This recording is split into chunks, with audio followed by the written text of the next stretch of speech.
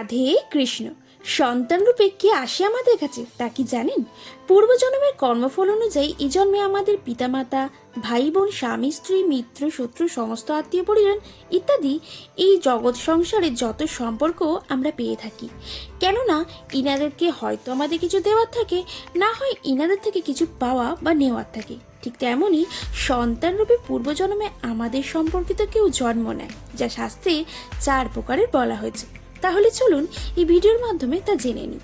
1. ঋণ বন্ধন সন্তান, অর্থাৎ পূর্বজন্মে কোনো জীব যার থেকে আপনি কোনো ঋণ নিয়েছেন, নয়তো তার ধন সম্পত্তি কোনোভাবে নষ্ট করেছেন, তাহলে সে আপনার ঘরে সন্তান রূপে জন্ম নেবে এবং আপনার ধন সম্পত্তি কোনো কঠিন অসুখ নয়তো বেকারভাবে ততক্ষণ পর্যন্ত ধ্বংস করে চলবে যতক্ষণ না আপনার পূর্বজন্মের ঋণ শোধ হচ্ছে। 2. শত্রু সন্তান, পূর্বজন্মে কোনো শত্রু তার শত্রুতার বদলা নেওয়ার জন্য আপনার ঘরে সন্তান রূপে জন্ম নেবে আর বড় হয়ে পিতা মাতার সামনে ঝগড়া করবে, মারপিট করবে বা সারা জীবন কোনো না কোনোভাবে পিতামাতাকে দুঃখ কষ্ট দিয়ে যাবে। সবসময় খারাপ খারাপ কথা বা খারাপ শব্দ প্রয়োগ করে পিতামাতাকে অপমান করবে। পিতামাতার কষ্ট দিয়ে সে নিজে খুশি বা সুখীতে থাকবে। 3. উদাসীন সন্তান, এই ধরনের সন্তান না তো পিতামাতার সেবা করে আর না তো কোনো সুখ দেয়। বিবাহের পরই সে পিতামাতার থেকে আলাদা হয়ে যায়। 4. সেবক সন্তান, পূর্বজন্মে যদি আপনি কারোর খুব সেবা করে থাকেন, তাহলে সেই পূর্বজন্মে আপনার করা সেবার ঋণ শোধ করার জন্যই আপনার ঘরে সন্তান রূপে জন্ম নেবে। যেমন বীজ রোপণ করেছেন তাই তো কাটতে হবে। আপনি যদি আপনার পিতামাতার সেবা করেন, তাহলে বুড়ো বয়সেও আপনাকে আপনার সন্তান সেবা করবে, নয়তো কেউ জলপান করার পাশেও থাকবে না বা করাবার জন্য আপনাকে বলবেও না।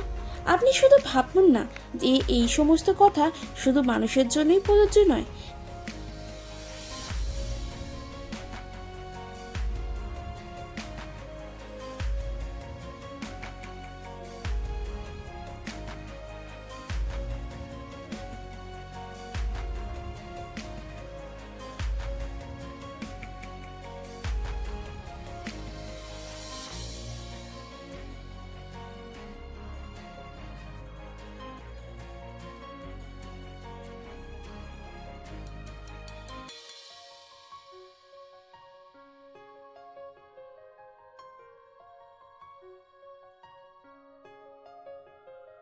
যদি আপনি পূর্বজন্মে কোনো নিরপরাধ জীবকে কষ্ট দিয়ে থাকেন, তারপর অনেক অত্যাচার করে থাকেন, তাহলে সে তার অত্যাচারে বদলা নিতে এই জন্মে আপনার ঘরে শত্রু সন্তান হয়ে আসবে।